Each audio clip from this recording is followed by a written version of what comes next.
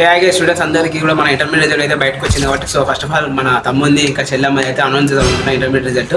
So వీళ్ళు intermediate అయిపోయింది, ఇంకా వీళ్ళు ఫస్ట్ ఇయర్ అయిపోయింది చెల్లమ్మ కాబట్టి వాళ్ళ అనౌన్స్ చేసే ముందు ఫస్ట్ ఏంటంటే single paper doesn't decides your future కాబట్టి తెలియదు మనకి ఇన్ని వచ్చినాయి నీకు ఇన్ని వచ్చినాయి అని చెప్పి అసలు పట్టించుకోకు. వేరేతో మార్కులు నీకు సంబంధం లేదు. ఆ ఒక పేపర్ పి డిసైడ్ చేసి అందరూ మనం చేసేట అలాగే పిచ్చి ఆలోచన అయితే ఫస్ట్ పెట్టుకోకు. లైట్ ఎన్ని మార్కులు వస్తాయి ఆయన ఈ మార్కులు గేడవి వానికి రావు. ఇవాళ డిగ్రీలో వాడు బీటెక్ చదివినోనికి జాబ్ లేదు. సో అర్థం చేసుకో, నేను అర్థం చేసుకుంటాను నేను అనుకుంటున్నాను. ఇప్పుడైతే మన తమ్ముని చెల్లి అయితే రిజల్ట్ రివీల్ చేస్తున్నాను. చెల్లి కవర్ చేసుకో ప్లేస్ ఇడ్జూడు అలా తెలుగు లేడు ఎంత గాయస్. ఇంకా పప్పికి అయితే రిజల్ట్ 470 వచ్చింది అనమాట. సో మా ముగ్గురు కంటే పప్పికి ఎక్కువ వచ్చింది. అండ్ కన్నయ్యకి ఎంత వాడు పాస్ అయితే రావాలనుకున్నాం మేమైతే.